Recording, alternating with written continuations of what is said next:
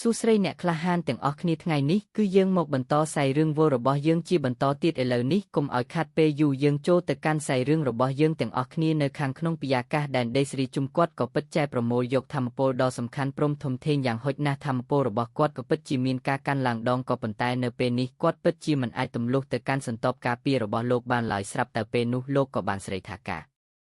រើថារបស់លហ្វវិជាខ្លាំងខ្លាយរង្កេចល្ងើតក៏វាបារបស់គាត់គឺពិតជាធម្មគ្មានទីបញ្ចប់ចំណែកប្រាម្ចាស់ស្មូលគាត់គឺពិតជាមានសមត្ថភាពរួមរមានជីវិតដ៏រឹងមាំក៏ប៉ុន្តែគាត់គឺពិតជាបានដឹងថាអំណាចធម្មពលរបស់លហ្វឹងគឺពិតជាពិបាកនៅក្នុងការខ្ចាត់ការធម្មពលរបស់លហ្វឹងនេះគឺពិតជាស្ទើរនឹងចុកកំពូលព្រមទាំងមានការថមថយចុះតតែសល់ហើយនៅពេលនោះព្រះម្ចាស់សំក៏បានគិតបន្ថែមទៀតនៅកំឡុងពេលសង្ឃតងទៅនឹងការស្ដារធម្មពលឡើងវិញនេះគាត់ទំនងជាចូលសំណាក់កម្ពូលនៅក្នុងលំហងគ្មានកំណត់ទាំងមូលឡើយបន្ទាប់ពីគិតរួចប្រងម្ចាស់សម្បែកថាសម្រាប់ភ្លាមនោះក៏មានសមហោះគ្រប់ទិសទីមានទាំងពីខាងក្នុងព្រមទៅខាងក្រៅអំណាចធម្មពលភ័យខ្លាចក៏ចាប់ផ្ដើមការកាប់សម្លាប់សម្ដៅឆ្ពោះទៅកាន់លឹងក៏ប៉ុន្តែគ្រប់ផ្នែកនៃរូបរាងរបស់លហ្វឹងគឺពិតជារឹងមាំខ្ចោះហើយការវត្តរបស់ព្រះម្ចាស់ស្រមាក្រំប៉ុនវិញហាមអ្វីដែលជាផ្នែកមួយនៃរូបរាងរបស់ព្រះម្ចាស់ស្មូលគាត់ក៏បានហែកពេលវេលាឱកាសដោយផ្ទាល់ក៏ប៉ុន្តែទោះជាយ៉ាងណាក៏ដោយការវាយបងប្រហាររបស់គាត់ត្រឹមតែឲ្យល្វឹងរងរបស់មិនទិញបន្ទួចតែប៉ុណ្ណោះនិយាយទៅដូចតែគ្នាយើងមិនដឹងហើយធម្មពល15លានប្រភពដើមវាក៏ពិតជាខ្លាំងក្លាការពារលហ្វឹងនៅពេលនោះលហឹងក៏បានលាបបាត់ដៃរបស់គាត់បន្តិចបញ្ចេញក្តៅមួយហើយចំពោះអំណាចធម្មពលរបស់ព្រះម្ចាស់សាមនេះហាក់បីជាមានបញ្ហានៅក្នុងការដោះស្រាយបន្តិចល្វាងឆត់នៅកន្លែងកាន់ដាវបំពេចមេឃីរបស់គាត់នៅក្នុងដៃហើយបន្ទាប់មកដាវរបស់គាត់ក៏បានប្រែក្លាយទៅជាពន្លឺដាវចាប់ពន្លឺដាវមួយគឺមាន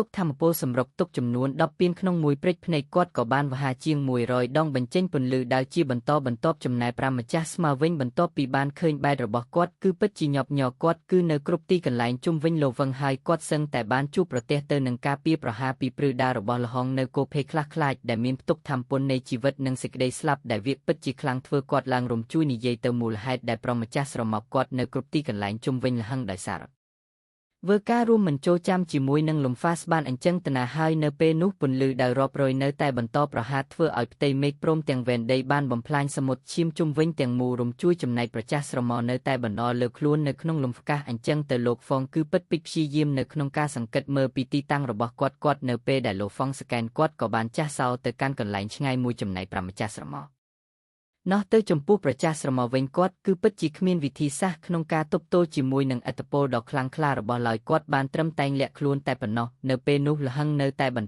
ជាមួយនឹងពន្លឺដាវរបស់គាត់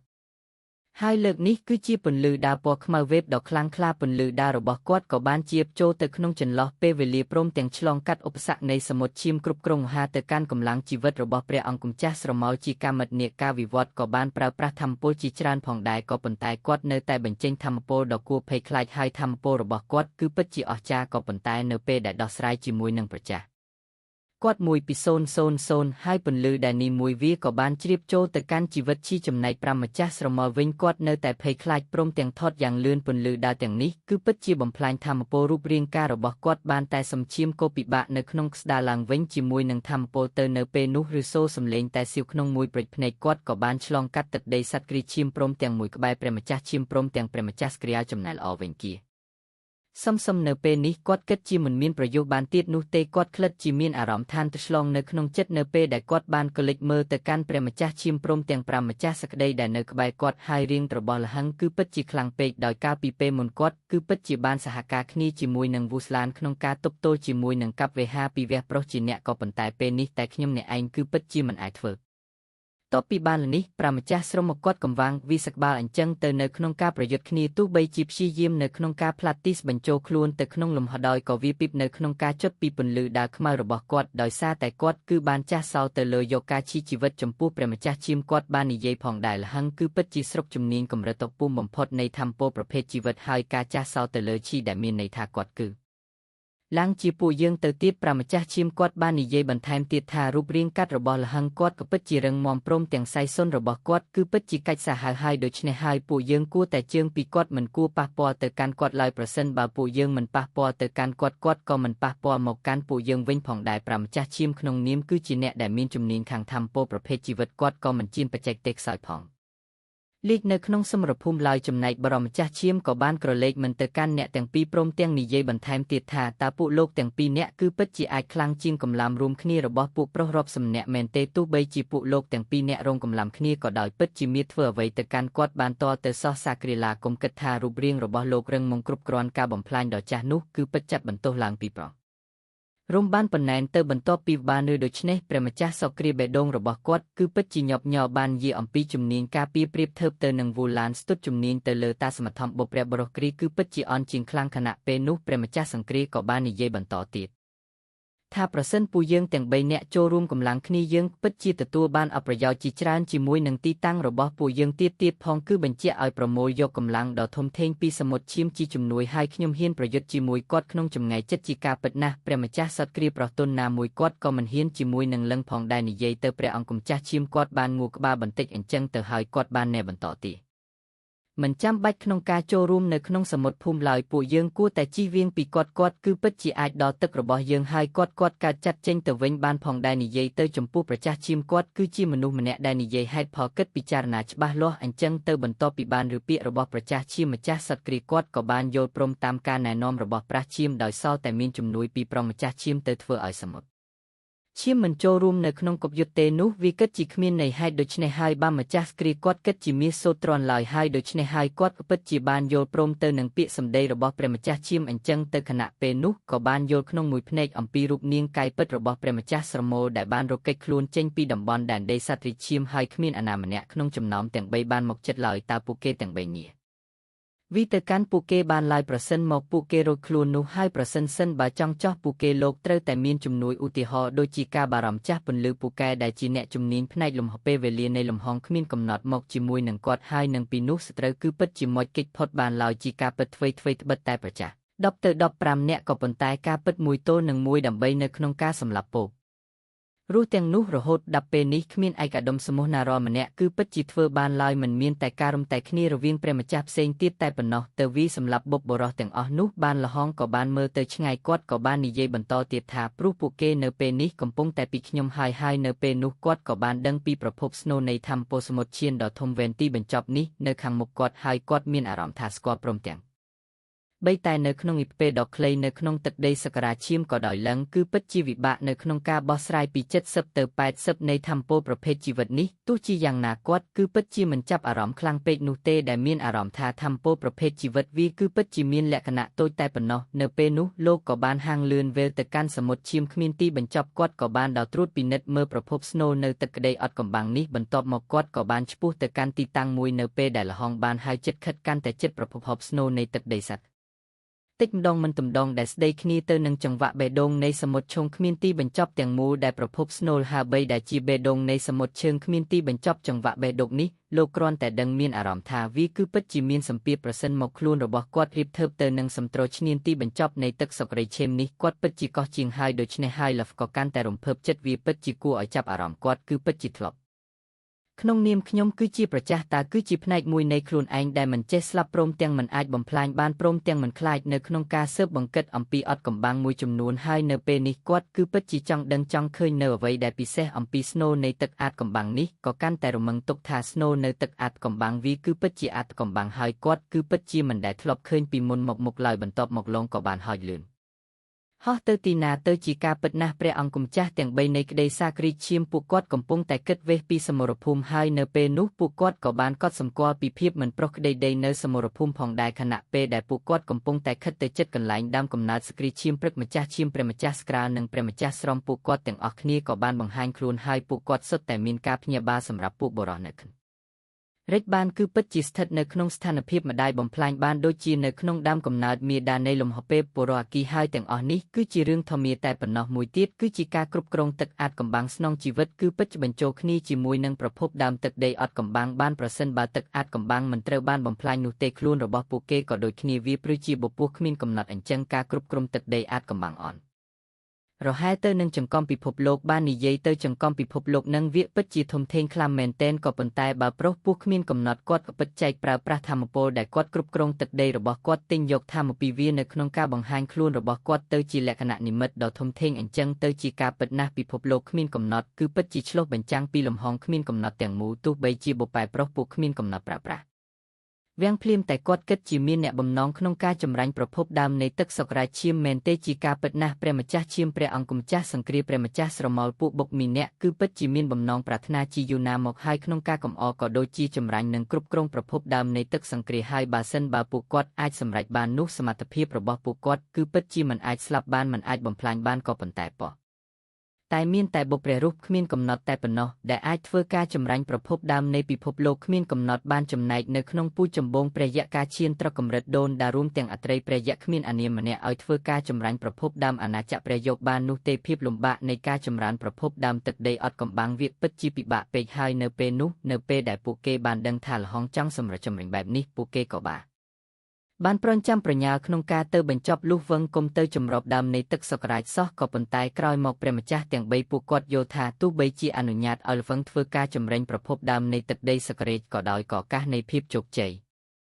គឺពិតជាមានកម្រិតទេឡើយប៉ុន្តែព្រះម្ចាស់ឈាមព្រះម្ចាស់សក្រាព្រះម្ចាស់ស្រមោលពួកគាត់មិនហ៊ានលេល្បាយមួយនេះឡើយនិយាយទៅគឺពួកគាត់មិនបើកគ្នាមិនដោយលោកតែលឹងជោគជ័យប្រកាសជាវិវហើយដូច្នេះហើយពួកគេគឺពិតជាមិនផ្ដល់ឱកាសឲ្យលហឹងដើម្បីធ្វើការផ្ជៃក្នុងការកែងល្មមឡើយកាលពីពេលមុនមានរនតាមួយចំនួនដែលមកពីទឹកដីសក្រាជុំរបស់យើងក៏ប៉ុន្តែពួកគេមិនអាចយល់បានពីប្រភពតាមនៃទឹកសរាឈាមទេតែទោះបីជាឱកាសតិចតូចក៏ដោយក៏ពួកយើងមិនអញឲ្យគាត់ចូលទៅចិត្តបាននោះនៅដែរនៅពេលនេះព្រាមយន្តនៃទឹកសុក្រាច្បីពួកគាត់បានសហការគ្នាក្រោមការដឹកនាំរបស់ព្រះអង្គម្ចាស់ស្រមោលឆ្លងកាត់ចម្ងាយដ៏ធំទូលាយយ៉ាងឆាប់រហ័សការធ្វើដំណើរតែម្នាក់ឯងនឹងធ្វើដំណើរជាមួយនឹងដៃគូផ្សេងទៀតវាក៏ពិតជាមានភាពខុសគ្នាយ៉ាងខ្លាំងនៅក្នុងល្បឿនក៏ប៉ុន្តែវាចែកពេលត្រឹមតែមួយស្ទុះតែប៉ុណ្ណោះសម្រាប់បរមចាស់បានដឹងថាពួកគេគឺមុខទាំងអស់គ្នាមែនទេគាត់ក៏ពិតជាចង់ដឹងឃើញជាកន្លែងដែលរົບចម្លាក់ដល់គូភ័យខ្លាចចំនួន3ត្រូវឡើងគ្មានអាណាម្នាក់ក្រៅពីរាងកាយពិតអវស្ប្រម្ចាស់ទាំង3នៃទឹកសុក្រាឈាមឡើយពួកវាក៏ពិតជាមានទំហំប្រហាប់ប្រហែលគ្នាក៏ប៉ុន្តែមានលក្ខណៈខុសគ្នានៅក្នុងមូលដ្ឋានគ្រឹះរបស់វាដោយព្រះអង្គម្ចាស់ឈាមឬក៏ប្រម្ចាស់លហិតនឹងគាត់គឺជាមានរូបរាងកាយពន្លត់វែងមានស្លាបពេដងសង្គ្រាមវិញគឺជាសត្វស្លាបដ៏ធំមួយដែលមានរំពោប្រាក់មាសស្រមុនីវិញដើម្បីព្រះជាអាវុធដែលមិនអាចបំផ្លាញបានចំណែកព្រះម្ចាស់ស្រមោលគឺជាស្រមោលដែលខូចទ្រង់ទ្រីដ៏ធំធេងដែលមានភ្នែកពណ៌ក្រហមឈាមសម្លប់មកកាន់លឹងខណៈពេលនោះព្រះម្ចាស់ទាំង3ដែលកំពុងតែបង្ហាញខ្លួននៅចំពោះមុខក្លុះហ្វឹងនិយាយទៅពេលនេះពួកគាត់ទាំង3គឺមកតាមទាន់ល្វឹងហើយព្រះម្ចាស់ស្រមោលក៏បានហៅទៅកាន់ព្រះម្ចាស់លហឹងភ្លាមរើបានវិបាដោយចម្រិតដើមកំណើតហើយពិភពខាងក្រោយជាថាចម្រាក់ជារួលរំទឹកដីរបស់លោកនឹងត្រូវបានរអុសទាំងស្រុងដូច្នេះហើយវាជារឿងធម្មតានោះទេដែលប៉ាពួកផ្សេងដំណាំយកពិភពលោកមួយចំនួននៅក្នុងកំឡុងពេលសង្គ្រាមនោះហើយបន្ទាប់ពីសង្គ្រាមត្រូវបានបញ្ចប់ទឹកដីសុក្រាសន្យាថានឹងមិនឈ្លានពានទឹកដំដោះទីនោះទេតើព្រះម្ចាស់លវឹងគិតយ៉ាងដូចម្តេចដែរចំពោះរឿងទាំងអស់នេះហើយអាចអនុញ្ញាតឲ្យរឿ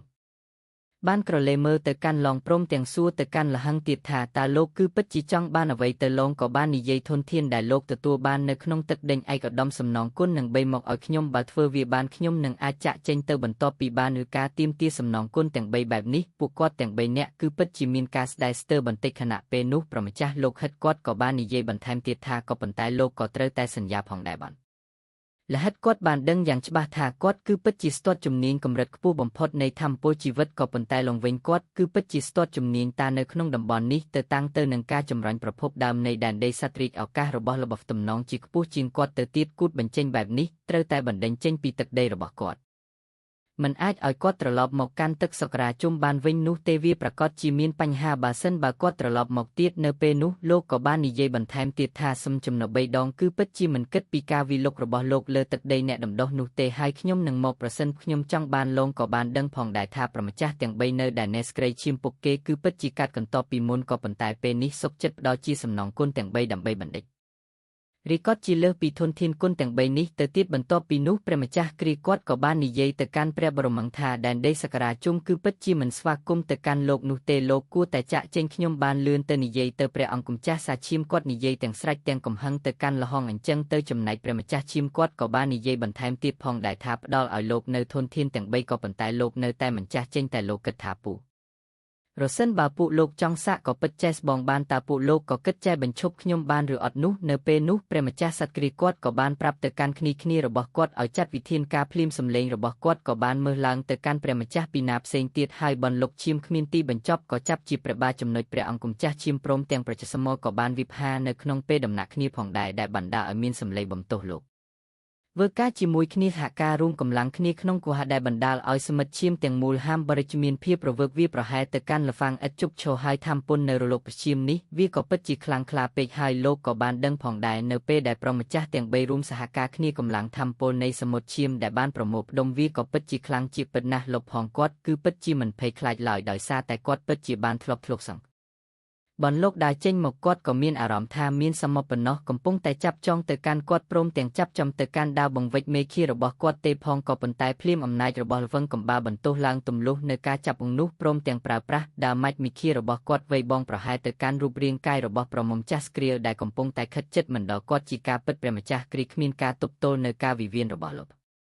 កបានធ្វើឲ្យរូមរបស់គាត់ជ្រុះជាច្រើនព្រមទាំងបណ្ដាលឲ្យមានស្នាមប្រេះនៅលើរូមពី3តែប៉ុណ្ណោះក៏ប៉ុន្តែនៅពេលនោះការវិវត្តរបស់លោកទៅលើគាត់របស់ព្រះម្ចាស់សកាក៏ត្រូវបានជ័យស្វ័យវិញទាំងស្រុងបន្ទាប់ពីត្រូវបានលហឹងវិបាហារកញ៉ាំរមុតស្រួចរបស់ផ្ដុំម្ចាស់ស្ក្រាក៏បានចាក់ទៅកាន់ទ្រង់របស់លហឹងក៏ប៉ុន្តែនៅពេលដែលចូលទៅចិត្តវាក៏ត្រូវបានរារាំងដោយស្ទប់ធម្មពលការពារដែលបណ្ដាលឲ្យមានរលកវងបានឃើញព្រះបរមចាស់អាកាសនៅចំពោះពួកគាត់ស្រាប់តែបញ្ចេញសម្លេងក្រហមខ្លាំងហើយក្នុងពេលដំណើរចំពោះរបស់គាត់ក៏បានប្រែក្លាយទៅជាពណ៌មាសបណ្ណឡើងយ៉ាងសាហាវធម្មការពារនៅលើរូបរាងកាត់របស់ត្រូវបានទម្លុះនៅកន្លែងដែលចំពោះរបស់គាត់បានព្យាយាមក្នុងការទម្លុះនឹងឯងហើយនៅពេលនោះទ្រង់របស់លហ្វងក៏ត្រូវបានចាក់ទម្លុះដោយចំពោះរបស់ប្រវិចសុគ្រីយ៉ាល់ក៏ប៉ុន្តែវាក៏ត្រូវបានជាស្បាយវិញភ្លាមផងដែរចំណែកព្រះទេរោគរាងកាត់របស់ព្រះអាចារ្យសុគ្រីយ៉ាល់ក៏បានផ្ទុះឡើងជាមួយនឹងពន្លឺពណ៌សប្រាក់រាប់មិនអស់រោគនីមួយរបស់គាត់ក៏បានប្រែក្លាយទៅជាពន្លឺវៃប្រហែលទៅកាន់លហ្វនៅក្នុងចម្ងាយដោយចិត្តបំផុតក៏ប៉ុន្តែរួមទាំងអស់នេះធ្វេកវិតទៅមើលទៅគឺពិតជាមានច្រើនក៏ដោយក៏រៀបផងដែរថារូបនឹងការរបស់គាត់ដែលមិនចេះស្លាប់នេះវាពិតជាមានសមត្ថភាពនៅក្នុងការប្រយុទ្ធខ្លះទោះជាយ៉ាងណាអ្នកដោយព្រមចុះសក្តីហៅបីដូចជាមិនសុខចិត្តនោះទេគ្រាន់តែធ្វើឲ្យល្វឹងនៅរបបបន្តនោះគាត់ព្យាយាមក្នុងកវិះជាមួយទំហឹងរួចទៅហើយគ្រាន់តែធ្វើឲ្យលហងរងរបស់បន្តិចនោះក៏ប៉ុន្តែគាត់ក៏បានដឹងច្បាស់ថាសម្រាប់ព្រះអង្គម្ចាស់ដូចជាលោហ្វដែលមិនមានសមត្ថភាពក្នុងកង្រោះជីវិតភិក្លាវាំងគឺពិតជាខ្លាំងជាងពួកយើងទៅទៀតខណៈពេលនោះព្រះម្ចាស់ឈាមក៏បាននិយាយផងដែរថាពួកយើងគួរទៅរៀបចំផែនការដើម្បីឲ្យធ្វើការសាក់ចាប់គាត់ទាំងស្រុងតែម្ដងខណៈពេលនោះប្រចាប់សិនទឹកពួកគេគឺពិតជាមិនមានជំរឿវ័យផ្សេងទៀតឡើយពួកគេមានអ្នកក្រវ៉ាន់ចូលព្រមអញ្ចឹងទៅតាមពិតទៅព្រះម្ចាស់ទាំង3នៃទឹកដីសក្ការឈាមពួកគេពូកែធ្វើកម្រិតខ្ពស់បំផុតនៃជីវិតអំព្រមទាំងស្រមោលដែលធ្វើពួកគេក៏ពិតមួយចំនួនជាការពិតណាស់នៅក្នុងប្រវត្តិសាស្ត្រអត្ថភាពកម្រិតវង្វេះបលរោះជាច្រើនដែលបានផុសឡើងនៅក្នុងលំហកំណត់ទាំងមូលពួកគេគឺសុទ្ធតែបានថ្លៃចុះក៏ប៉ុន្តែដែលសាកជីឈាមពួកគេបានមកកាត់ឡើងត្រឹមតែម្នាក់តែប៉ុណ្ណោះហើយអ្នកទាំង3នៅតែមានជីវិតព្រមទាំងរស់នៅមកម្ស័ព្ទថ្ងៃនេះដោយសារតែពួកគេគឺវិចិត្រជាមានសមត្ថភាពរួមរមានជីវិតខ្លាំងក្លាជាពិសេសសមត្ថភាពរបស់ព្រះអង្គចាស់ស្មូនឹកតែលើកនេះពួកគេហើយវិខុសហើយបានធ្វើទង្វើនៅក្នុងការឈប់ប្លន់ទឹកកាន់ជំរំខណៈពេលនោះលើសូរសំឡេងតែបួសបន្តទៀតសមុទ្រឈាមគ្មានទេបញ្ចប់នៅជុំវិញក្បត់ហោកឡើងបំបែកទាំងស្រុងនៅអំណាចធម្មពលនៃអាណាចក្រជីវិតនិងសេចក្តីស្លាប់របស់លោកហ្វឹងដែលបានរំពុតគាត់ទាំងស្រុងហើយលោកក៏បានទប់ទល់ទៅនឹងសមុទ្រឈាមដោយប្រើប្រាស់សុទ្ធធម្មពលការពាររបស់គាត់ចំណែកព្រះម្ចាស់គ្រាសនិងផ្ចាស់ឈាមទាំងពីរនេះរមូលក៏បានធ្វើការរងទៅកាន់លវឹងហើយនៅនឹងមួយកន្លែងដែលធ្វើនៅពេលនោះរង្កិតរបស់លហឹងគឺពិតជារងផលពលយ៉ាងខ្លាំងជាមួយនឹងការចេះឥតពលរបស់អំណាចនៃស្មៅទោះបីជារូបរាងកាច់រឹងមាំរបស់លឹងនិងធំពុតដ៏ច្រើនសន្ធិកសន្នចំនួនលានប្រភពដើមក៏ដោយក៏គាត់នៅតែមានបញ្ហាខ្លះដោយប្រចាត់ទាំង3នេះមកពីទឹកដីស្គ្រីយ៉ាល់ដែលធ្វើឲ្យគាត់ពិបាកនៅក្នុងការហោះហើរបន្ទាប់ពីឃើញមានបញ្ហាធ្វើការរំពត់ទៅកាន់លហងនៅពេលនេះក៏ប៉ុន្តែភ្លាមពន្ធដល់ភ្លើងឆ្វាយក៏បានបាញ់មកលើគាត់ដែលធ្វើឲ្យបរមម្ចាស់ស្ក្រាគឺពិតជារងរបួសធ្ងន់បន្តិចក៏ប៉ុន្តែក៏ត្រូវបានបញ្ជាស្បាយវិញភ្លាមដែលធ្វើឲ្យបរមម្ចាស់ការគឺពិតជាមានភាពខ្លាចបន្តិចនៅពេលនេះជាមួយនឹងការផ្ទុះឡើងកម្លាំងធម្មពលដ៏ខ្លារបស់ឥឡូវនេះទោះបីមានការសហការគ្នាពីប្រមោះឈាមក៏ដោយគឺពិតជាធ្វើឲ្យរវឹងរោគរបស់បន្តិចបន្តួចតែប៉ុណ្ណោះនៅក្នុងការសម្លាប់ទៅកាន់លវឹងវាក៏ពិតជាមិនងាយស្រួលឡើយសមត្ថភាពនៃការរស់រានមានជីវិតរបស់គាត់វាក៏ពិតជាខ្លាំងពេកហើយនៅចំកណ្ដាលសមុទ្រឈើងវែងទៅវិញបញ្ចប់អត់ជាច្រើននៃកម្រិតធម្មពិភពលោកពួកគេក៏កំពុងតែសង្កត់មើលការយុទ្ធគ្នានេះផងដែរហើយពួកគេក៏បាន រឈើគ្មានទៅបញ្ចប់ទៀតក៏ពួកគេពីបនៅក្នុងការtöបទល់ព្រមទាំងមិនអាចធ្វើអ្វីទៅកាន់ព្រះបរមចាស់ជាអ្នកដុសនេះបាននោះទេគំនិតពិភពលោកទាំងអស់នោះពួកគាត់ក៏បានគិតបន្តទៀតថាដោយពួកគាត់បានលើកផងដែរថាព្រះម្ចាស់ជាអ្នកណាមិនតម្នាក់គឺពិតចែកដោះស្រាយដែលជាមួយនឹងបំពោមួយចំនួននេះអបិទរាជវាជាការពិតហើយរំដោះគឺពិតជាមានធម្មពលខ្លាំងជីវិតថងកម្រិតពិភពលោកទាំងអស់នេះនៅតែទឹកមើលដល់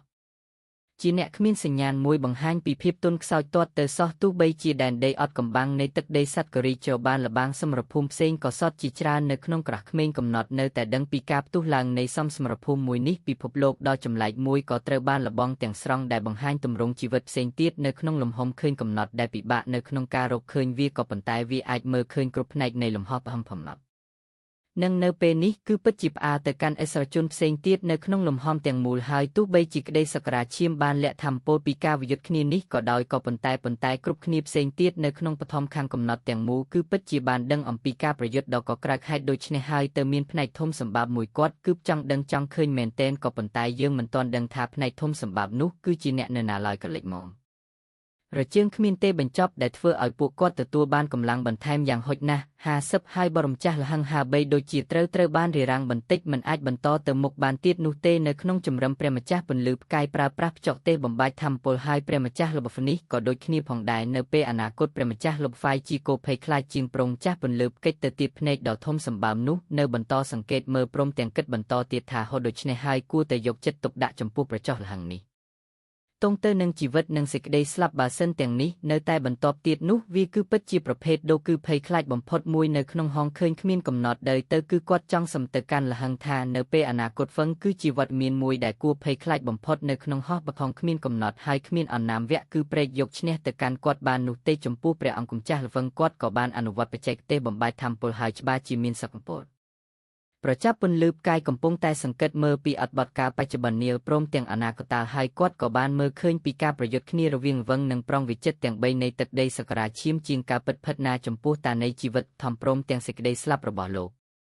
គឺពិតជាមានការយល់និងស៊ីជម្រៅទៅលើជីវិតហើយគាត់គឺពិតជាមានក្តីសង្ឃឹមនៅក្នុងការចម្រាមដែនសត្វគ្រីឈាមដូច្នេះហើយព្រះម្ចាស់នៃដែនសត្វវ៉ាឈាមទាំង3កំពុងតែរាពេញមួយទំហឹងទៅកាន់ឡងតែម្ដងដែលធ្វើឲ្យព្រះម្ចាស់ពន្លឺផ្កានៅពេលនេះគាត់គឺពិតជាញឹមនៅពេលដែលគាត់បានដឹងរឿងហើយគាត់ក៏បានគិតផងដែរថាងនេះសំបីគាត់បញ្ឈរមុខទៅនឹងវត្តមានកោភ័យខ្លះទាំង3ក៏ដោយក៏គាត់នៅតែមិនសុំជំនួយឡើយ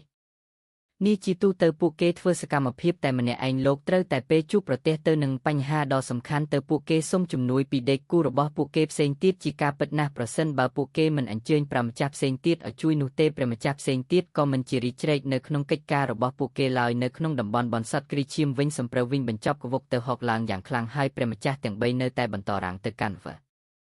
អស្ចារ្យជាច្រើនក៏បានហោះចេញពីផ្ទៃរោគនាងកាត់របស់គាត់ដែលវាគឺពិតជាមានចំនួន3500លានហោះចេញមកក្រៅ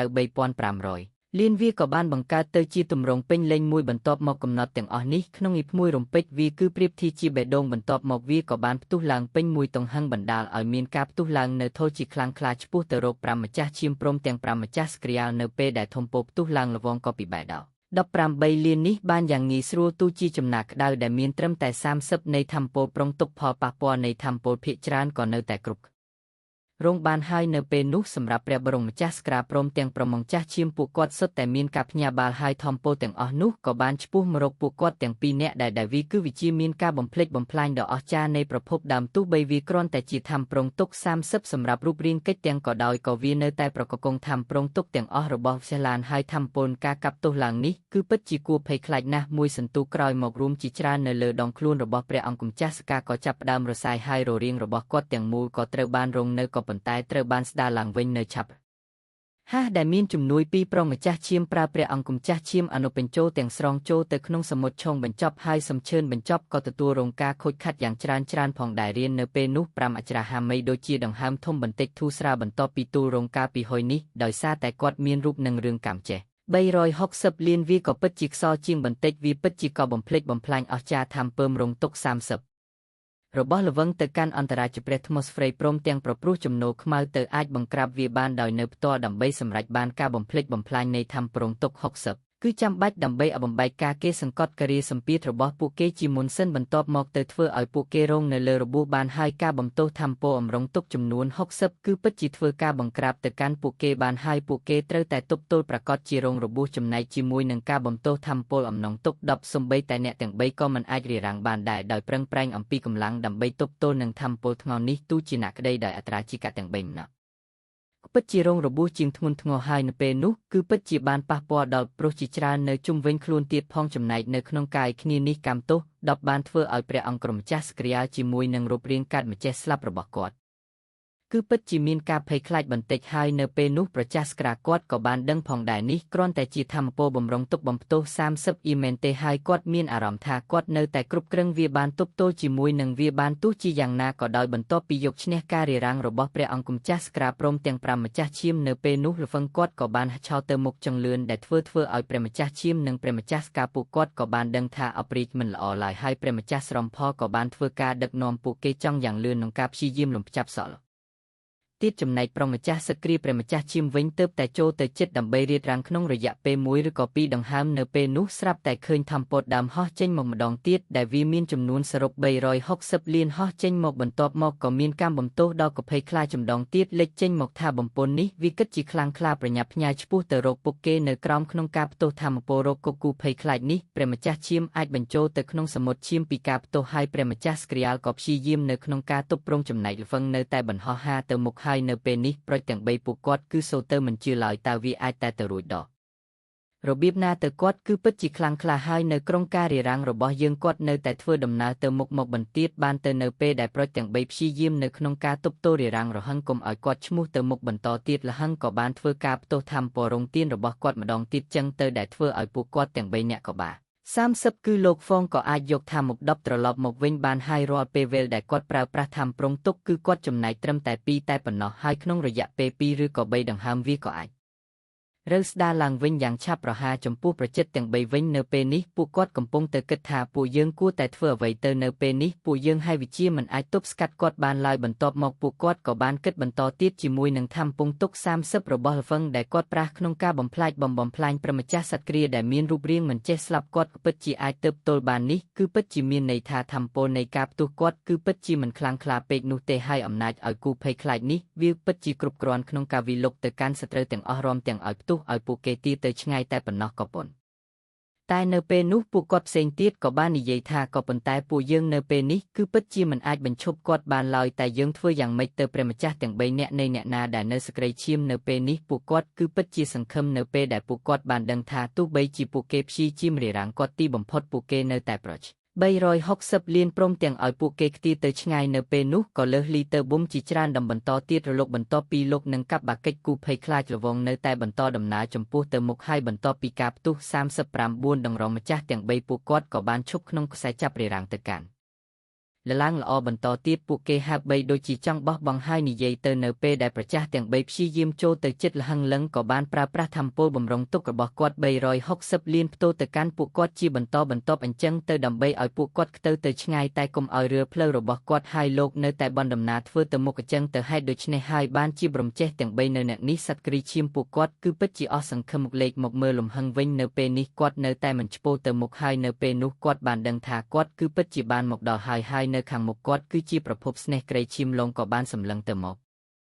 ឈាមទៅជុំវិញវាពិតជាធំទូលីព្រមទាំងអស្ចារ្យបីជាគាត់អាយុយ៉ាងច្បាស់ថាដែកសាគ្រីឈាមនៅពីមុខគាត់ក៏ដោយក៏គ្មានវិធីសាស្ត្រសង្កេតណាមួយដែលគាត់អាចរកឃើញវាបាននោះទេតែវាគឺពិតឬក៏ជាការកាប់បំផុនទៅលហងក៏បានតាមដានពីវាប្រែប្រួលដែលអត់កំបាំងព្រមទាំងស្វែងយល់យ៉ាងស៊ីជម្រៅនៅក្នុងការផ្លាស់ប្ដូរទាំងអស់នេះហើយវិជាគូចាប់អារម្មណ៍ដែលគាត់អាចមើលឃើញបន្តិចបន្តម្ដងនៅប្រភពដើមដែលសក្រីឈាមប្រភពដើមនេះបានអំពីទំហំវិញវាគិតជាតូចទោះជាយ៉ាងណាក៏ដោយបាននិយាយអំពីឥទ្ធិពលវិទិតជាបានសាយភីពីស្ពេញដែលសក្រីឈ្មោះតែនេះគឺជាប្រភពដើមនៃទឹកសេរីមែនទេនៅពេលដែលគាត់ធ្វើការផ្លាស់ប្ដូរអត់កំបាំងស្វែងជួរកាន់តែស៊ីជម្រៅការផ្លាស់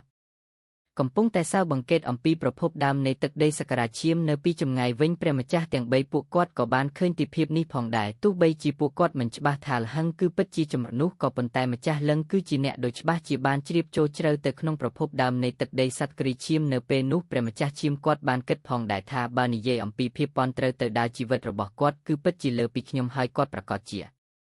រើអំពីប្រហបដើមនៃទឹកដីសង្គ្រីករបស់ពួកយើងមែនទេចំណែកប្រចោះស្គ្រាក៏បានក្រឡេកមើលគាត់ចឹងទៅតែពួកយើងគឺពិតពីចិត្តជាឲ្យបញ្ឈប់គាត់បានដែរឬទេហើយរឿងងារទាំងអស់នេះគឺសុទ្ធតែលោកនឹងហើយគឺជាអ្នកបង្គោលរឿងបជាមួយនឹងជំរំនៅដងហើយនៅពេលនេះពួកយើងប្រកាសជាបានជួបនៅបញ្ហាធំហើយលោកគឺពិតជាបាននាំមកនៅបញ្ហាធំពិតមែននៅពេលនេះពួកគាត់ទាំង3នាក់ក៏បានដឹងថាឡងគឺពិតជាចង់ធ្វើការសើកេត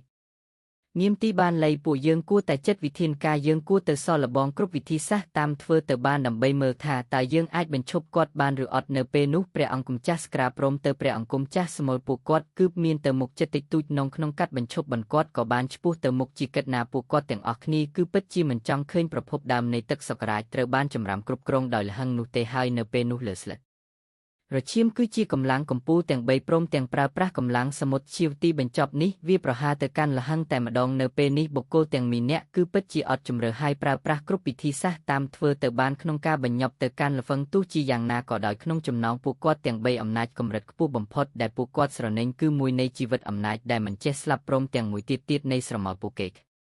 សត្វធម្មពលការពារនៅក្នុងការទប់ទល់ពីការវិវពួកគេហើយនៅពេលនេះគាត់គឺពិតជាមិនប្រញាប់ប្រញាល់ពេកនោះទេដូច្នេះវាពិតជាងាយស្រួលនៅក្នុងការទប់ទល់ហើយការវាប្រហែលជាមួយនឹងការរួមកំឡុងគ្នារបស់ព្រះម្ចាស់ទាំង3ព្រមទាំងពឹងបាយទៅលើធម្មនៃសមុទ្រឈាមពួកគេគឺពិតជាមីទម្លងសន្ទប់ការពារ 3.5 លានដើម្បីឲ្យពួកគេលួរៀនម្ដងថាការវេតាមឆ្និតរបស់គាត់វាក៏វិជាសាហាវប៉ុណ្ណាទៅបន្ទាប់ពីការឡំមួយផ្លែតតែប៉ុណ្ណោះនៅពេលនោះព្រះម្ចាស់ទាំង3នៃដែនសកាគ្រីឈាមពួកគាត់ក៏បានឈប់ដោយសារតែពួកគាត់បានដឹងថាការវេផាននេះវាគឺពិតជាគ្មានប្រយោជន៍ឡើយសូម្បីតែបោះព្រះរស់ពី1.000លានដើម្បីឲ្យពួកគេផ្លោរសជាតិម្ដងថាការវិបាកតាមចិនទឹករបស់គាត់វាក៏វិជាសាហាវប៉ុណ្ណាទៅបន្ទាប់ពីការឡំមួយផ្លែតតែប៉ុណ្ណោះនៅពេលនោះព្រះម្ចាស់ទាំង3នៃដែនសកាគ្រីឈាមពួកគាត់ក៏បានឈប់ដោយសារតែពួកគាត់បានដឹងថាការវេពិតជាគ្មានប្រយោជន៍ឡើយសូម្បីតែបោះព្រះបរោះពី30នាក់ទៅ50នាក់នៃជំរិតដើមកំណើតចូលរួមកម្លាំងក៏ពួកគេគឺពិតជាអាចបំផ្លាញទៅកាន់លវឹងបាននោះទេហាក់ដូច្នេះហើយពួកយើងត្រឹមតែ3នាក់គឺពិតជាបំផ្លាញគាត់ឲ្យរពេបណាទៅនៅពេលនេះពួកគាត់ទាំង3នាក់នៅតែសម្លឹងទៅកាន់លហឹងដោយមិនអាចធ្វើអ្វីបានឡើយចំណែកអាលឹងពេញនៅក្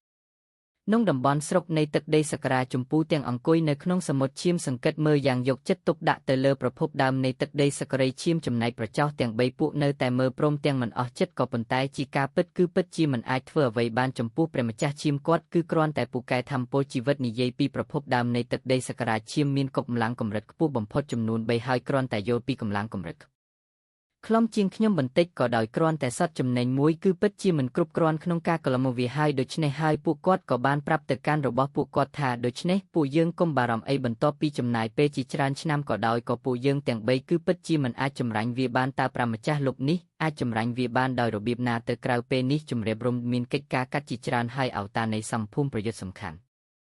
់ចឹងទៅនិយាយទៅរឿងរ៉ាវទាំងអស់នេះព្រះម្ចាស់ឈាមព្រមទាំងប្រុចគ្រានៅតែធ្វើការទម្លាក់កំហុសទៅកាន់ព្រះម្ចាស់ស្រមើអញ្ចឹងថារឿងទាំងអស់នេះគឺជាគាត់ជាអ្នកបង្កើតទាំងអស់ព្រោះថាគាត់ចង់បានទឹកដីរបស់ចម្រំដោះហើយដូច្នេះហើយទៅមានរឿងថ្ងៃនេះហើយរឿងត្រត្រៀនយកទឹកដីចម្រំនោះគឺគាត់ជាអ្នកសម្រេចចិត្តដោយឯកតោភាគីតែម្ដងមានន័យថាសម្រេចចិត្តតែម្នាក់ឯងក្នុងការធ្វើវាដែលធ្វើឲ្យព្រះនងសមុទ្រឈើងទញ្ចប់គំនិតរបស់គាត់នៅតែបន្តស៊ើបអង្កេតអំពីប្រភពដើមនៃទឹកសក្រាចឈាមបន្ទាប់ពីចំណាយពេលកន្លះថ្ងៃទីបំផុតល្វឹងក៏បានមើលឃើញរូបភាពទាំងស្រុងនៃប្រភពដើមវាគឺជារូបភាពពេញលេញនៃប្រភពដើមនៃទឹកដីសក្រាចឈាមចំពោះប្រភពដើមនៃទឹកដីសក្រីមានកៅបញ្ចូលដ៏ល្អខ្ចោះនៃកម្លាំងជីវិតធម្មពលមិនចេះរៀនស្កូតធម្មពលនៃស្មៅទីបំផុតក៏បានប្រែក្លាយទៅជាប្រភពដើមពេញលេញហើយនៅពេលនោះលហឹងក៏បានថ្ដើមដែលមានប្រភពដើមមួយកំសាន្តនៅក្នុងខ្លួនរបស់គាត់ទោះបីជាមិនអាចយល់ពីអំណាចដ៏អាចារ្យនេះក៏ដោយនឹងអំណាចសមប៉ុន្តែល្វាងវិចិត្រចែបានបញ្ចែកភាពខុសគ្នារវាងធម្មពុតទាំងពីរបានកន្លះថ្ងៃក្រោយមកគាត់ក៏បានស្រាវជ្រាវពីវិធីសាស្ត្រនៃការរួមបញ្ចូលកម្លាំងទាំង3ទៅជាប្រភពដើមហើយលើពេលនេះដើម្បីធ្វើការចម្រាញ់ប្រភពដើមនៃទឹកដីស្គ្រីឈាមយ៉ាងហោចណាស់មនុស្សម្នាក់ត្រូវតែធ្វើជាម្ចាស់ពូបំផុតទាំងពីរបន្ទាប់មកការចម្រាញ់ប្រភពដើមវាវិចិត្រជាងាយស្រួលបន្ទាប់ពីលហ្វាតសង្កេតអំពីប្រភពដើមនៃទឹកដីសុករីជុងសីជំរឿហើយនោះគាត់បានកំណត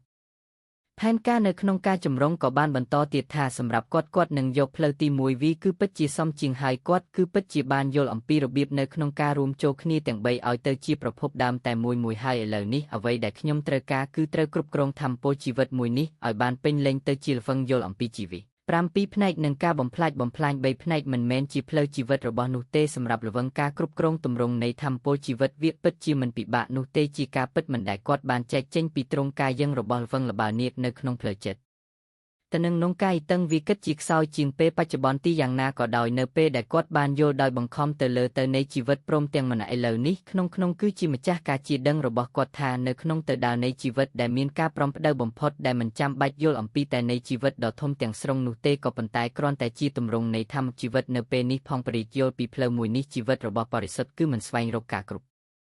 ់រៀមជាមួយនឹងរូបរាងកាយដ៏ធំសម្បើមផ្លូវនេះប្រសិនមកលោកខ្វាំងមកកាត់វាគឺជាតាកម្រិតធំជាមួយនឹងតៅនេះវាក៏ពិតជាអាចសង់រូបរាងកាយផ្លាស់ប្ដូរទៅជាសមុទ្រដ៏ធំធេងទំហំរបស់វាប្រហែលជាធំជាងអត់រិចព្រៃទៅទៀតលើសពីវ្លានឆ្ងាយណាស់ហើយវាត្រូវបានចាត់ទុកថាវត្ថុដែលធំបំផុតនៅក្នុងលំហ100នាក់រួមសហការគ្នាក៏ពិតជាពិវត្តនៅក្នុងការកម្រាស់កំហែងឯងនេះគឺជាអំណាចរបស់ម្ចាស់តែជីវិតវធម្មបរិសុទ្ធក៏ប៉ុន្តែវាក៏មានគុណវិបត្តិផងដែរគុណវិបត្តិគឺពិតជាមានទំហំធំពេកគ្រប់ជាន់ណានមួយរបស់វាគឺពិតជាយឺតហើយវាពិតជាមិនអាចប្រមូលកម្លាំងទាំងអស់ដើម្បីសម្លាប់សត្រូវបានឡើយប្រឆាំងទៅនឹងសត្រូវមានតែផ្នែកមួយនៃសមុទ្រឈាមតែប៉ុណ្ណោះដែលធ្វើការចល័តបាននិយាយទៅនៅពេលដែលលហ្វុងធ្វើការបងម្ដាដូចគ្នាចាមិនដឹងហើយកាលណារូបរាងធំពេកកញ្ជាន់ណាក៏ពិតជាមិនសូវលឿនឡើយហេតុដូច្នេះហើយនេះគឺជាគុណវិបត្តិដែលលហឹងគាត់បានគិតតើជីវរន្ធធំរបស់គាត់ព្រមទាំងមុនណាបានស្វែងរកការគ្រប់គ្រងទាំងស្រុងទៅលើគ្រប់ផ្នែកនៃអំណាចដើម្បីប្រមូលកម្លាំងទាំងអស់ក្នុងប្រជនឹងសិទ្ធត្រូវដោយគំនិតតែមួយក៏ប៉ុន្តែលើការគ្រប់គ្រងដាច់ខាតធម្មពលរងទុកបច្ចុប្បន្នគឺពិតជាដល់កម្រិតរបស់វារួចទៅហើយបាទនៃធម្មពលជីវិតនេះគឺពិតជាមានអារម្មណ៍ថាគឺមិនវិបាននោះទេបន្ទាប់ពីលវងគិតហើយវាគឺពិតជាគួរឲ្យចាប់អារម្មណ៍ហើយគាត់ក៏ចាប់ផ្ដើមនៅក្នុងការវិភាគបន្ទាប់មកគាត់សិក្សាអំពីវាចំណែកនៅក្នុងទ្វីបផ្ដើមនៃពិភពរងភ្នំបុរាណមួយក្នុងទីក្រុងហូចានក៏មានបុរសម្នាក់ដែលមានរឿងខ្ពស់ស្រឡះបើកភ្នែកពេញជ្រាបមុងឆ្ងល់សម្លឹងមើលជុំវិញដែលនេះគឺជារូបរាងផ្ទះវាមានរោងភ្នំរបស់គ្រួសារគាត់កាលពីគាត់រស់ជីវិតរបស់គាត់ដើម្បីបញ្ជាក់ថាអត្តសញ្ញាណពិតរបស់សូយុនគឺជាស្ដេចឧទេភិបស៊ូនហើយនៅពេលនោះគាត់ក៏ពិតជាឆ្ងល់តើខ្ញុំអាចរស់នៅរបៀបណាស់ទៅចាប់បដិសន្ធឡើងវិញមែនទេហាបីដូចជាអត់ទេក្នុងចំណាស់នៃភាពអប្រវត្តិធំមានតែមនុស្សមួយចំនួនតូចតែប៉ុណ្ណោះដែលចាប់បដិសន្ធឡើងវិញបានហើយខ្ញុំនៅតែមានការចងចាំនិយាយទៅបុរសម្នាក់នឹងគាត់គឺជាសន្តានដែលជាមិត្តភក្តិជិតស្និទ្ធរបស់លោកនឹងឯងគឺលោកក៏បានជួយគាត់ឲ្យរស់ឡើងមកវិញផងដែរហើយនៅពេលនេះគាត់កំពុងតែមានការងើយឆ្ងល់ពីជាពេញខួរក្បាលរបស់គាត់តែម្ដងក៏ប៉ុន្តែភ្លាមនោះក៏មានសម្លេងមួយហៅទៅកាន់លោកបងសានសញ្ញានគាត់ក៏បានក៏ដូររៀងរបស់គាត់បន្តិចដែលនោះគឺជាលហឹងនឹងឯងនៅពេលដែលស្ធានគាត់បានឃើញភ្លាមគាត់ក៏បានស្គាល់មិត្តភក្តិរបស់គាត់ភ្លាមគឺជាលោកបងហេក៏ប៉ុន្តែលោកហេនៅចំពោះមុខគាត់ហើយដែលជាខុសពីមុនខុសពីការចងចាំរបស់គាត់ពីពេលមុនបន្តិចក៏មានរស្មីដើមតែមើលមិនឃើញថែមទាំងមានភាពអាកំបាំងប្រតិបត្តិការនៃច្បាប់ចប់ឋានសូនឹងផែនដីទៀតផងនៅពេលនេះជាការពិតណាស់សន្តានក្នុងនាមគាត់គឺជាគ្រូជំរប់អៀនក៏បានសម្លឹងទៅកាន់លហឹងព្រមទាំងសួរទៅកាន់លបងលហៃថាតើមានរឿងអ្វីកត់ឡើងទៅតាមការចងចាំរបស់ខ្ញុំគឺពិតជាស្លាប់បាត់ហើយខណៈពេលនោះលោកក៏បាននិយាយទៅកាន់លបងសានពេញត្រស្នាមញញឹមព្រមទាំងពន្យល់គាត់អំពីរឿងរាវទាំងឡាយថាលោកបងគឺពិតជាបានស្លាប់មែនលោកបងក៏បានស្លាប់អត់រយពេលមួយមុនសម័យរួចមកហើយក៏ប៉ុន្តែខ្ញុំគឺបានប្រោះលោកបងឡើងមកវិញពីទន្លេនៅពេលវេលានឹងលំពីពេលវេលាអតីតកាលនោះចឹងទៅថាខ្ញុំគឺបានដឹងថាមាន125ជីវិតដែលខ្ញុំបានយកចិត្តទុកដាក់ព្រមទាំងប្រុសពួកគាត់ឲ្យរស់លុបវិញហើយខ្ញុំក៏បានប្រុសពួកគេម្ដងមួយនៅពេលដែលលោកនិយាយលោកផងក៏បានចង្អុលទៅកាន់សូនច្បាស់មួយនៅក្នុងវិមានរោងភ្នំនៅតំបន់នោះគឺមានសូនច្បាស់ព្រមទាំងវត្តមានរបស់អេសជនជាង100អ្នកបានលេចចេញមកជាបណ្ដាហើយម្នាក់គឺសុទ្ធតែមានការងារឆ្ងល់សម្លឹងមើលជុំវិញពោពេញភាពចង់ដឹងឃើញចំណែកឯសានធានានគាត់ក៏បានក្រឡេកមើលវត្តមានអេសជនទាំង125នាក់ផងដែរហើយគាត់សូតែមិនជឿឡើយលើសពីនេះនៅក្នុងនោះមានទាំងប្រពន្ធកូនរបស់គាត់ឪពុកម្ដាយដែលបានស្លាប់តាំងពីយូរជាណាមកហើយថែមមានលោកបងដែលមើលថាគាត់តាំងពីក្មេងដៃគូរបស់គាត់ព្រមទាំងមិត្តភ័ក្តិដែលបានស្រូវជ្រៅការច្នៃវត្ថុបារាណគាត់ព្រមទាំងស្ដេចគាត់ស្រឡាញ់ទៀតផងសុទ្ធសឹងតែបានរស់លំមកវិញចាស់ពិតណាស់កាលពីពេលមុននៅពេលដែលពួកគាត់ស្លាប់អស់មិត្តភ័ក្តិក្រុមគ្រួសារនៅពេលនោះអារម្មណ៍របស់គាត់មានអារម្មណ៍ថាពិភពលោកវិញនេះវាក៏ពិតជាធំទៅលេងពេកហើយគាត់ដើរតែម្នាក់ឯងវាក៏ពិតជាសុខពេលឬប្រសិននេះគឺជាការបំផន់មែនវាគឺពិតជាអស្ចារ្យពេកហើយខណៈពេលនោះក៏មានស្ត្រីដ៏ស្រស់ស្រាយម្នាក់គាត់ក៏បានក្រឡេកឃើញសន្ធានយានពីចម្ងាយហើយក៏បានស្រែកមកកាន់ធានានពោពេញត្រោយការរំភើបនៅពេលដែលបានលើសំឡេងនៅធ្លាប់ស្គាត់នេះភ្នែករបស់សន្ធានចានក៏ចាប់ផ្ដើមហូតទៅភ្នែកមកភ្លាមចំណែកបន្ទាប់ពីបានឃើញទៅនឹងភាពទាំងអស់នេះគាត់គឺបានត្រឹមតែឲ្យខ្ញុំតែប៉ុណ្ណោះព្រមដែលនិយាយថាល្អណាស់ នេះប្រពីការរីករាយហើយនៅពេលនោះសានយ៉ានក៏បានដឹងថាមិត្តភក្តិរបស់គាត់លហេសដែលគាត់មិនជួបនៅក្នុងទីក្រុងហ៊ុនចាននឹងច្បាស់ជាខ្លោចទៅទានជាមនុស្សដ៏ចាស់ម្នាក់លើសហ្វ័យដែលគាត់អាចសម័យបាននិយាយទៅចំពោះស្យានៅពេលនេះនៅពេលដែលបានជួបជុំមិត្តភក្តិក៏ដូចជាក្រុមគ្រួសាររបស់គាត់អារម្មណ៍របស់គាត់គឺពិតជារំភើបទឹកភ្នែកក៏ចាប់ផ្ដើមស្រស់មាត់តែម្ដងជាការពិតណាស់លោកបងសានគឺជាមិត្តភក្តិតែម្នាក់គួតរបស់លហងក្នុងកំឡុងពេលដែលគាត់គឺជាព្រះពិតអុកជានិច្ចហើយនៅពេលនេះក៏ពិតជាចង់ឃើញការរីករាយរបស់គាត់ពីនេះលោកក៏បានទៅកាន់លោកបងសានផងដែរគាត់គឺជាមនុស្សអ្នកដែលមានចិត្តមេត្តាចំពោះអ្នកទូនខ្សោយហើយបានបូជាជីវិតរបស់គាត់ដើម្បីតែបង្ហាញការពិតជាមួយនឹងគុណធម៌បែបនេះលោកលហ្វាងក៏សម្រេចចិត្តប្រើជីវិតថ្មីឲ្យគាត់ព្រមតែមុខដំណែងមួយនៅរីឈូយុំយូឈៀងចាននៅស្ធានចាននិងអ្នកដទៃទៀតនិយាយទៅអ្នកទាំងអស់នឹងសុទ្ធតែជាសមាជិកស្នូលសំខាន់របស់លោកនៅលើទ្វីបបាយហើយពួកគេលងនឹងប្រគល់កិច្ចការសំខាន់ឲ្យពួកគាត់កាន់កាប់ទៅទូខុសត្រូវអញ្ចឹងទៅនៅលើទ្វីបដើមនៅក្នុងខ្សែប្រជុំមួយនៅក្នុងនោះគឺមានតុបពូមួយដែលវាត្រូវបានធ្វើឡើងពីគ្រីស្ដាអណាឆ្ងឹតហើយនៅទីនោះគឺមានព្រំទាំងបាប់ជន់ជេងវូឡានមេងហនណៃគូពលឺពូកៃម៉ម៉ែតែខ្ញុំតែប៉ុណ្ណោះព្រមទាំងនិយាយផងដែរថាគ្រាន់តែពួកយើងនិយាយភាគមួយម៉ាត់នៅពេលនោះពួកគេក៏ពិតជាបានថយចំណែកពន្លឺពូកៃវិញគឺគត់ឆ្ងល់បន្តិចព្រមតែនិយាយផងដែរថាខ្ញុំកំពុងតែតាមរកមូកំឡុងពេលមានចំនួនរបស់ពូជើងជាមួយនឹងចម្រិតដើមកំណើតមូគឺបានលេបបាក់បលឹងនៃពិភពភពជាង6 លានហើយនោះគឺជាអាហាររត់ឆ្ងាញ់របស់គាត់ជាការពិតគាត់ក៏ពិតជាសម្វក្តីមេដាពីខ្ញុំក៏ប៉ុន្តែខ្ញុំក៏ពិតជាមិនខ្វះខ្វាយឡើយនៅតែបន្តដេញតាមគាត់ហើយទល់នឹងពេលនេះខ្ញុំក៏បានកំចាត់ធំរបស់គាត់ចំនួន8រួចទៅហើយនិយាយទៅមុខនឹងគឺជាឈ្មោះនោះទេអ្នកទាំងអស់គ្នាចំណែកជីនវិញគាត់ក៏បាននិយាយផងដែរខ្ញុំក៏ពិតជាចង់បំផ្លាញគាត់ទាំងស្រុងនៅក្នុងលំហងគ្មានកំណត់ទាំងមូលមានអត់ភាពកម្រិតដូនដាជាង200នាក់ក្នុងចំណោមពួកគេមូគីគឺជាសត្វមួយក្នុងចំណោមសត្វលំកំពូគឺជាអន្តរភាពតែមិនចេះស្លាប់ព្រមទាំងអំដែលពិតជាសុទ្ធទំនាញនៅក្នុងធម្មពោប្រលឹងបាននិយាយអំពីការកម្រាកំហែងនិងនងកាត់បំភ្លេចបំផ្លាញវិញគាត់គឺពិតជាបានលើសជាងពាក់កណ្ដាលនៃព្រះម្ចាស់អ្នកជាការពិតណាស់មុនពេលដែលបន្លាយគឺបានคล้ายទៅជាព្រះម្ចាស់គ្មានអនម្នាក់គឺព្រឹត្តចែកកម្រាកំហែងគាត់បានឡើយហើយនៅពេលនោះគាត់ក៏ពិនិត្យជានោះទេហើយគាត់ក៏មិនបានទាមទារអ្វីផ្សេងទៀតនោះដែរដែលគ្រាន់តែត្រូវការធនធានមួយប្រភេទនិងចំនួនប្លឹងដ៏ច្រើនតែប៉ុណ្ណោះលើពេលនេះគាត់គឺពិតជាពូកែខាងធម្មពោប្រលឹងហើយគាត់គឺពិតចែកលោកខ្លួនក្នុងទម្រង់ជីវិតរាប់នៅក្នុងលំហឃើញកំណត់ដែលពិបាកនៅក្នុងក្លាប់ក៏ដូចជាកំចាត់គាត់ចោលទាំងស្រុងហើយជីវិតដឹងកំណើតមិនអាចដោះស្រាយជាមួយនឹងមុខស្បានទេផ្ទុយទៅវិញពួកគេគឺមិនជ្រើសរើសយកគាត់ដោយនងពិភពហើយនៅក្នុងទ្រង់វិញអ្នកដុសមួយចំនួនពួកគេក៏បានបង្ហាញអំពីយើងរបស់ពួកគេដ៏អស្ចារ្យហើយខ្លឹមសារនៃវលឹងរបស់ពួកគេក៏គឺពិតជាអាចារ្យផងដែរហើយវាក៏ជាអាហារដ៏ឆ្ងាញ់មួយរបស់មុខផងដែរទោះជាចង់ណាក៏ដោយចម្រុះគឺពិតជាបានហាមប្រាចរដាច់ខាតចំពោះមុខពីការលេបបាក់ប្រលឹងអ្នកដុសរៀប3500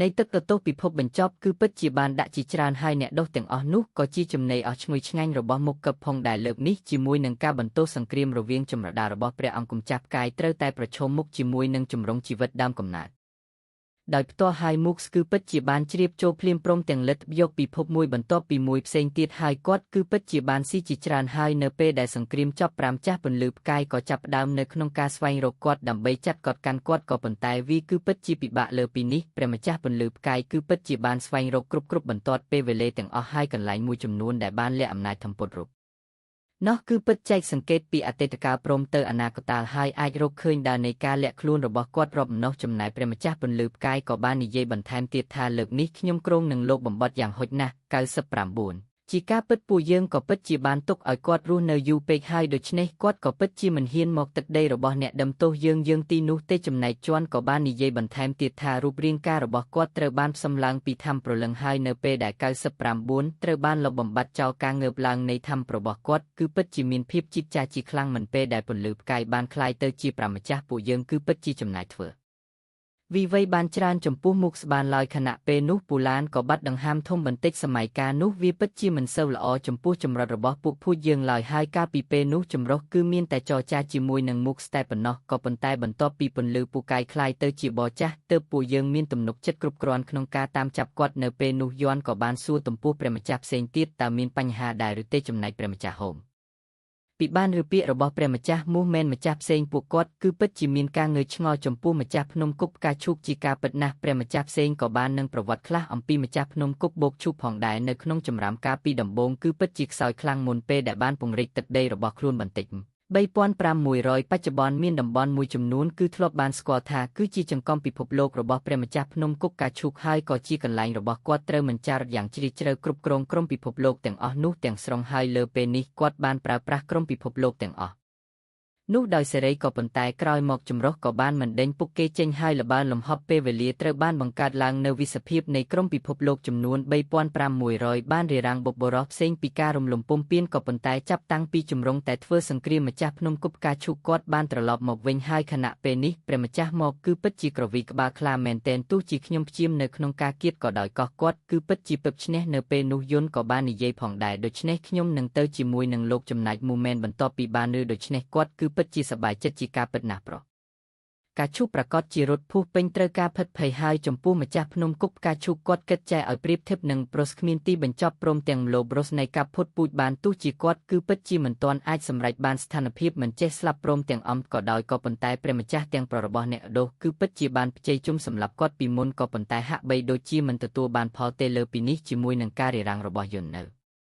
ៅបានដោយរារាំងគាត់ពីការខ្ចីធម្មពលពីលំហបឋមជាច្រើនហើយនៅពេលដែលប្រឈមមុខជាមួយនឹងជាន់ចម្រុះតែមួយគត់របស់ព្រះម្ចាស់ភ្នំគប់ការឈូកគឺត្រូវតែរត់ជានិយាយជារួមទៅដើម្បីប្រឈមមុខជាមួយនឹងជាន់ម្ចាស់ភ្នំគប់ការឈុកគឺពិតជាពិបាកនៅក្នុងការតស៊ូអញ្ចឹងទៅហើយជំរឿរបស់គាត់គឺក៏មានតែរូតកិច្ចតែប៉ុណ្ណោះនៅពេលនោះគាត់ក៏បានសួរបន្ថែមទៀតថាចំពោះលោកបងហ្វឹងតារាងកាយពិតរបស់លោកបងនៅក្នុងទឹកដីស្គ្រីយ៉ាងម៉េចហើយតើកម្លាំងទន់ខ្សោយរបស់ទឹកស្គ្រីគឺពិតជាហ៊ានប៉ះទង្គិចជាមួយនឹងចម្រិតរបស់ពួកយើង200នាក់នៅក្នុងលំហបកំណត់កម្លាំងវិជ្ជាមានការប្រែប្រួលហើយគ្រាន់តែមានកៅអីមួយនៅក្នុងដែនដីនៃភាពរបស់ជានិច្ចគឺពិតជាដំណឹងឲ្យមិនចេះស្លាប់ព្រមទាំងអំថើយចំពោះអន្តភាពតែមានអំណាចពិតប្រាកដគឺមានត្រឹមតែជាង30នាក់បន្តិចតែប៉ុណ្ណោះជាពិសេសអ្នកដែលបានមើលងាយនៅក្នុងការចូលរួមចម្រិតដើមកំណើតព្រមទាំងហ៊ានប្រឈមមុខគ្រោះថ្នាក់ជាច្រើនតែម្នាក់ឯងពួកគេក៏សុទ្ធតែមានទំនុកចិត្តគ្រប់គ្រាន់ចំពោះមកវិញគាត់ត្រូវតែជាប់តំណត់ថ្នាក់កម្ពុជាទាំង10នៅក្នុងលំហបឋមភេងកំណត់ទាំងមូលតឹងតែនឹងកម្លាំងម្ចាស់ភ្នំគប់ការឈូកក៏អាចចូលឆ្នាំថាកម្ពុជាទាំង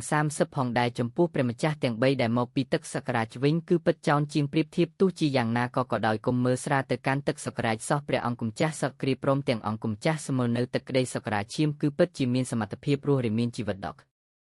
លែងខ្លះហើយនៅពេលដែលពួកគាត់ទាំង3នាក់រួមសហការគ្នាវាប្រកាសជាមានបញ្ហាច្រើននៅក្នុងការដោះស្រាយជាមួយចំណាយជាន់ក៏បាននិយាយបន្ថែមទៀតថាពុកពេញត្រាមញញឹមនៅពេលដែលពួកគេជួបផ្ទះទៅនឹងបញ្ហាពួកគេប្រកាសជារកកន្លែងលើខ្លួននៅក្នុងទឹកដីអាចកំបាំងនៃទឹកសង្គ្រីឈាមដោយប្រើប្រាស់អត់យោជនៃទឹកដីរបស់ពួកគេនៅពេលនោះពួកគេប្រកាសជាមានបញ្ហាជាម្ចាស់ភ្នំគប់ការឈូកទៅទៀតនិយាយរួមទៅប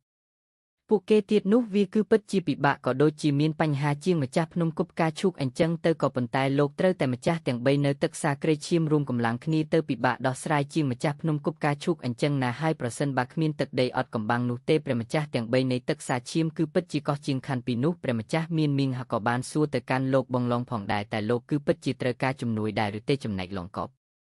កំបាំងនៃដែនដីសក្រាយឈាមនេះបានបន្ទប់ពីបាននឿដូច្នេះព្រះម្ចាស់ទាំង7ក៏បានសម្លឹងទៅកាន់លហ្វង់ចម្រាញ់ទឹកដីអត់កំបាំងនៅដនីសាគ្រីឈាមមែនទេបន្ទាប់ពីបាននឿដូច្នេះក៏បានសួរអញ្ចឹងទៅតើលោកក៏ពិតជាមានទឹកគ្រប់គ្រាន់ដែរឬទេចំណែកវូឡានគាត់ក៏បានសួរទៅកាន់របស់ដែរដោយសារតែលបងទើបតែคลายទៅជាចាស់នោះទេបើតាមអ្វីដែលខ្ញុំដឹងខ្ញុំគឺពិតជាបានស្វែងរកជាយូរណាស់មកហើយនៅក្នុងលំហកំណត់ហើយខ្ញុំគឺពិតជាមិនបានរកឃើញអាចកំបាំងណាមួយដែលសម្របជាមួយនឹងខ្លួនមាននៅពេលនេះជាកិត្តណាស់ក្នុងនាមគឺជាប្រចាស់ពួកគេក៏គឺពិតជាចង់គ្រប់គ្រងដែនដីអាចកំបាំងដែលទី1ដើម្បីប្រើប្រាស់ផ្នែកនៃធម្មពលដែនដីអាចកំបាំងដើម្បីបង្កើនកម្លាំងខ្លួនឯងទទួលបានកម្លាំងដ៏ខ្លាំងក្លាហើយទី2នៅក្នុងព្រំដែនអ្នកដែលអត់កំបាំងកម្លាំងរបស់ពួកគេក៏ពិតជាខ្លាំងបំផុតនៃគោលដ៏ដង្ហើមធំបន្តិចក្នុងចំណាស់មកពួកយើងទាំងបាបអ្នកមានតែជន់នឹងពន្លឺពូកែតែប៉ុណ្ណោះដែលគ្រប់ខ្ញុំគឺពិតជាមិននឹកស្មានថាខ្ញុំគឺពិតជាមានភាពទៀងក៏ដូចជាមានភាពស្រុកគ្នាខ្លះជាមួយនឹងដីសក្ការឈាមនោះទេចំណែកប្រម្ចាស់ពន្លឺផ្កាយបន្ទាប់ពីលើពួកគាត់ព្រោះភាសាគ្នាគាត់ក៏បានសើចបន្តិចដែលគាត់បាននិយាយផងដែរថាគឺគាត់បានយល់ប្រភេទទីបនៃទៅថ្មដំបូងហើយនៅពេលនោះគាត់ក៏មានសំណាងក្នុងការរកឃើញពេលវេលានៃដែនដីអានតកំបាំងផ្កាពេលវេលាគឺជាដែនដីអាតកំបាំងដែលត្រូវបានគេស្គាល់ថាទៅជាងគេសំបីតែទៅជាងសប្រជុំទៅទៀតហើយចំពោះព្រះអង្គម្ចាស់ជានគាត់ក៏ធ្លាប់បានទៅផ្កាយពេលវេលាម្ដងដែលវាក៏ពិតជាតូចពេកហើយគាត់ក៏បានអង្គុយនៅទីនោះទៀតផងគាត់ក៏បានកាន់កាប់មួយភាគនៃតំបន់ពូកែពេលវេលាក៏ប៉ុន្តែជាការពិតពេលវេលាតែងតែរក្សាខុស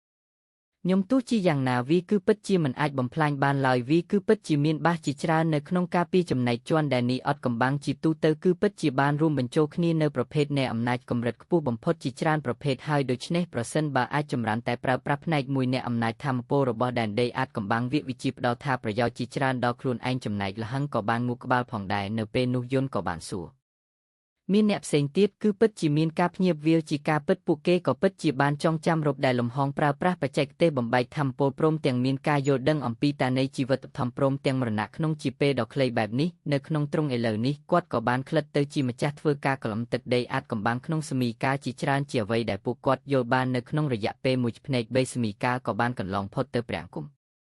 មុខគេវលានឹងគ្រប់ទីកន្លែងរីនៅក្នុងទឹកដីដ៏ជ្រៅនៃទឹកដីសក្ការឈាមលវតែអង្គុយនៅក្នុងសមុទ្រឈាមភេញបញ្ចប់ដែលមានព្រះម្ចាស់ឈាមព្រះម្ចាស់ស្គ្រានិងព្រះម្ចាស់ស្រមោលកំពុងតែសង្កេតមើលគ្រប់សកម្មភាពរបស់ល្វឹងក៏ប៉ុន្តែពួកគាត់គឺពិតជាមិនអាចបញ្ឈប់ការដឹងរបស់អំពីប្រភពដើមនៃទឹក70ទៅ80នៅពេលដែលគាត់ធ្វើការស្រាវជ្រាវសង្កេតមើលពីដំបូងក៏ប៉ុន្តែដើម្បីក្លាយជាម្ចាស់នៃប្រភេទនៃកំឡើងជីវិតកម្រិតខ្ពស់បំផុតនេះសូម្បីតែការយល់ដឹងនិងនោគយល់ឃើញរបស់លឹងនៅតែត្រូវការពេលវេលាជាង3សម័យកាលបន្ថែមទៀតហើយវាគឺពិតជាមានភាពខុសគ្នារវាងធម្មពលឈាមនិងទៅនៅធម្មព្រាមកវាក៏ពិតជាមានសារសំខាន់ហើយល្វឹងក៏បានយល់ដឹងអំពីភាពខុសគ្នារវាងអំណាចកម្រិតខ្ពស់បំផុតព្រមទាំងកំហុស60នៃល្វឹងហើយមានតែការយល់ដឹងអំពីជីវិតតាវធម្មតែប៉ុណ្ណោះទើបបានធ្វើការបង្កើតទម្រង់ជីវិតដ៏ធំបំផុតនៅក្នុងលំហងមេងកំណត់បានហើយចំពោះសមត្ថភាពនៃធម្មពលឈាមនៅក្នុងការសម្លាប់សត្រូវត្រឹមតែ30តែប៉ុណ្ណោះត្រូវបានចាត់ទុកថាគ្រាន់តែជាកម្រិតម្ជុំនៅក្នុងចំណងព្រោះធម្មពេទ្យនេះគ្រាន់តែធ្វើឲ្យល្វឹងមានភាពចុកខ្សោយបន្តិចនេះគឺជាមូលហេតុដែលព្រះម្ចាស់អ្នកតោគឺមិនធ្វើការប្រភេទដូចគ្នាទៅនឹងអំណាចកម្រិតខ្ពស់បំផុតដោយសារតែពួកគេគឺជាម្ចាស់តានៃប្រភេទដូចគ្នាហើយប្រភេទនៃអំណាចធម្មពលដូចគ្នាគឺពិតជាគ្មានន័យសម្រាប់ពួកគេឡើយនៅពេលនេះលោកពិតជាមានការយល់ដឹងខ្លះអំពីធម្មពលឈាមហើយរភពដើមនៃទឹកដីសក្ការឈាមដើមកំណើតនៃទឹកដីអាចកំបាំងនៃដែនដីសក្ការជ្វីគឺពិតជាធំធេងហូបពីការប្រៀបធៀបអាចកំបាំងរបស់វាលើសពីប្រភពពិភពលោកហ្វឹតជំនាញធម្មពលមួយប្រភេទគឺជាធម្មពលឈាមដូច្នេះដំណើររកនៃការចម្រិតជាយឺតដោយប្រើប្រាស់ធម្មពលឈាមគឺជាការណែនាំលហងគឺពិតជាបានស្វែងជម្រៅបន្តិចម្ដងហើយការប្រឈមមុខទៅនឹងប្រភពដើមដ៏ធំធេងវាគឺពិតជាពិបាកវាគឺពិតជាមិនអាចរួចនោះទេនៅក្នុងការដឹងពីរបៀបនៅក្នុងការចម្រាញ់ហើយមធ្យោបាយតែមួយគត់ដើម្បីសម្រេចបាននៅជំហានមួយបន្ទាប់ពីមួយគឺជាការវិវត្តបន្តិចមកហើយចំពោះប្រម្ចាស់ទាំង3នៃដែនដីសាគ្រីឈាមវិញនៅពេលនោះពួកគាត់ទាំង3នាក់គឺពិតជាមានអារម្មណ៍ញាប់ពេញនៅក្នុងចិត្តរបស់ពួកគេដោយសារតែពួកគាត់កំពុងតែឃើញហ្វឹងកំពុងតែចម្លាញ់ប្រភពដើមនៃទឹកដីស្គ្រីឈាមហើយដូច្នេះហើយពួកគាត់គឺពិតជាព្រួយបារម្ភយ៉ាងខ្លាំងក្លា